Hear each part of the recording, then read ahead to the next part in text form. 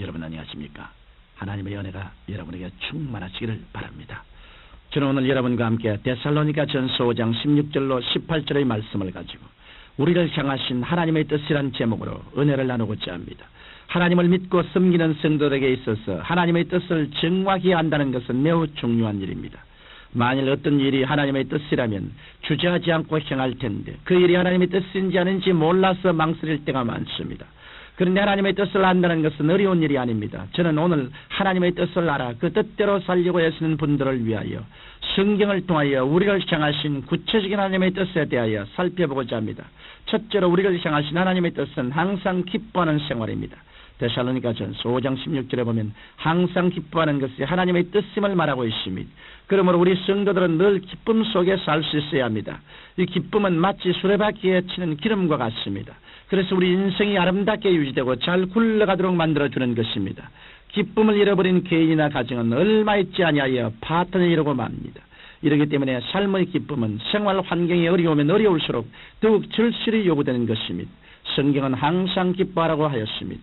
이 말은 기뻐할 수 있는 환경에서만 기뻐하라는 말이 아닙니다. 기뻐할 수 없는 환경에서도 기뻐해야 된다는 말입니다.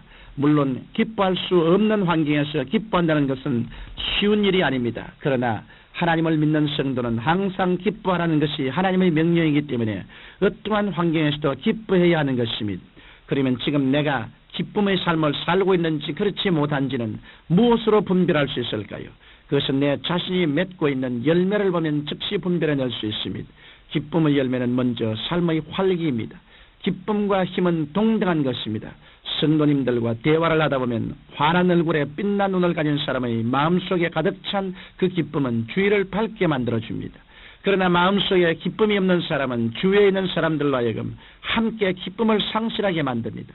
이와 같이 기쁨은 곧 힘입니다. 기쁨이란 삶의 활기와 직결되는 것입니다. 또한 기쁨의 열매는 관용입니다. 기쁨이 있는 곳에는 넓은 마음과 아량이 생겨납니다. 반면에 마음속에 염려와 근심과 신경질이 가득 차 있을 때는 남을 용서하고 관용을 베풀 수 없습니다. 이러기 때문에 기쁨의 열매는 마음의 관용으로서 남을 포용할 수 있고 사랑하게 되고 도와주고 위로해 줄 수 있는 힘의 원동력이 되는 것입니다. 나아가 기쁨의 열매는 마음의 안정입니다. 불평, 원망, 탄식이 마음의 혼란을 가져오는 것처럼 기쁨은 마음의 만족을 가져오므로 마음의 안정과 올바른 판단력을 줍니다. 그래서 기쁨이 충만한 사람은 모든 일의 사리를 올바르게 판단할 수 있는 지혜와 정신적인 건강을 소유하게 되고 따라서 이러한 사람들은 훌륭한 남편, 훌륭한 아내, 훌륭한 부모, 훌륭한 지도자가 될 수 있는 것입니다. 이러므로 내가 과연 기쁨의 생활을 하고 있는지를 알아보려면 나의 생활에 활기가 넘치고 있는지 또 관용이 넘치고 있는지 그리고 마음에 평안하여 안정되어 있는지를 살펴보아야 하는 것입니다. 만일 그렇지 못하다면 이런 열매를 맺을 수 있도록 힘써야 합니다. 왜냐하면 우리를 향하신 하나님의 분명하신 뜻은 항상 기뻐하면서 사는 삶이기 때문인 것입니다. 둘째로 우리를 향하신 하나님의 뜻은 쉬지 말고 기도하는 삶입니다. 하나님을 믿는 성도에게 있어서 기도는 마치 영적인 호흡과 같습니다. 사람이 숨을 쉬지 않으면 죽는 것처럼 하나님의 백성된 사람이 기도하지 아니하면 영적으로 죽어버리고 맙니다. 그 때문에 하나님께서는 쉬지 말고 기도하라고 명하신 것입니다. 또 기도해야만 하나님의 뜻을 명확히 알 수 있습니다. 우리가 기도하는 것은 하나님을 내 편에 끌어들이는 것이 아니라 우리가 하나님 편으로 끌려가게 되는 것입니다. 여러분 부둣가에 가보신 적이 있겠지요. 배가 바다로 나갔다가 무트로 돌아올 때 부둣가에 이르면 밧줄을 던집니다. 그러면 부둣가에 있는 사람은 그 밧줄을 잡아서 부두에 있는 쇠기둥에 매어 놓고 밧줄을 당깁니다. 그러면 부두가 배 쪽으로 끌려가는 것이 아니라 배가 부두 쪽으로 끌려옵니다. 기도는 바로 이 밧줄과 같은 것입니다. 우리가 기도하면 밧줄을 하나님께 던지는 것이 되어 하나님께서 우리에게 끌려오는 것이 아니라 우리가 하나님께 끌려가게 되는 것입니다. 그러므로 우리가 내 뜻대로 마옵시고 하나님 아버지 뜻대로 하옵소서라고 기도를 많이 하면 할수록 하나님의 뜻대로 우리가 이끌려가는 것입니다. 이러므로 하나님의 뜻을 알고 그 뜻대로 살고자 하는 자들은 늘 하나님 앞에 엎드려 끊임없이 기도를 해야 하는 것입니다. 또 우리가 기도해야 하는 이유는 우리는 기도를 통하여 마귀의 세력을 무력화시킬 수 있기 때문인 것입니다. 우리 눈에 안 보이는 악의 영들과는 육신의 수단과 방법으로 대결할 수 없고 오직 기도로서만 가능한 것입니다. 영적인 존재인 마귀는 우리의 눈에 안 보이게 들어와 우리의 개인 가정 환경을 파괴시키려고 가진 꾀를 다 부립니다. 이 마귀의 괴계를 미연에 방지하는 것이 바로 기도입니다. 이러므로 우리는 늘 깨어서 쉬지 말고 기도해야 하는 것입니다. 어떤 개인도 기도하면 죄악의 구렁텅이에 빠지지 않습니다. 어떤 가정도 가족이 함께 기도하면 그 가정이 파괴될 리 만무합니다. 어떤 국민이라도 합심하여 기도하면 그 국민은 망하지 않습니다. 왜냐하면 기도는 끊임없이 흑암을 물리치고 광명을 가져오고 절망을 물리치고 소망을 가져오며 불안과 공포를 물리치고 확신과 평안을 가져오기 때문인 것입니다. 셋째로 우리를 향하신 하나님의 뜻은 범사에 감사하는 삶입니다. 성경 데살로니가전서 5장 18절에 보면 범사에 감사하라, 이는 그리스도 예수 안에서 너희를 향하신 하나님의 뜻이라고 말씀하고 있습니다.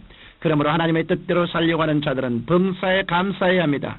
에베소서 5장 20절에 범사에 우리 주 예수 그리스도의 이름으로 항상 아버지 하나님께 감사함이라고 말씀하고 있습니다.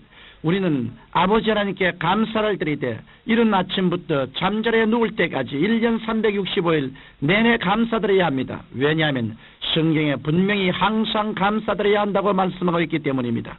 그런데 성경은 우리가 범사에 감사드려야 한다고 말씀했습니다. 여러분, 범사란 좋은 일만을 말하는 것이 아닙니다. 나쁜 일도 범사에 속하는 것입니다.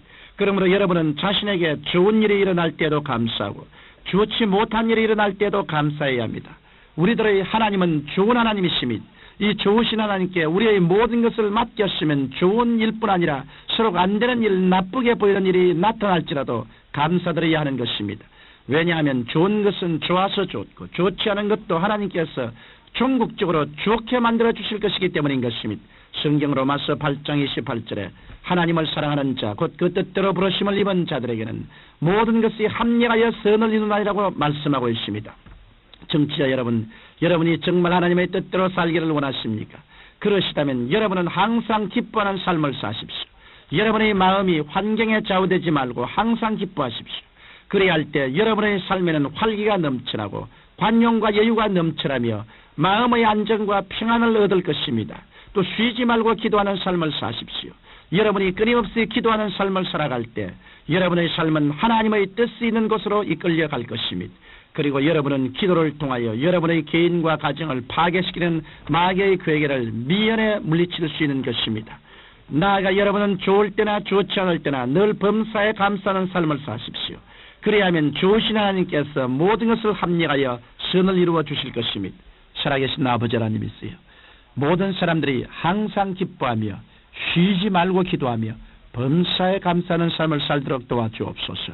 예수님 이름으로 기도드립니다. 아멘.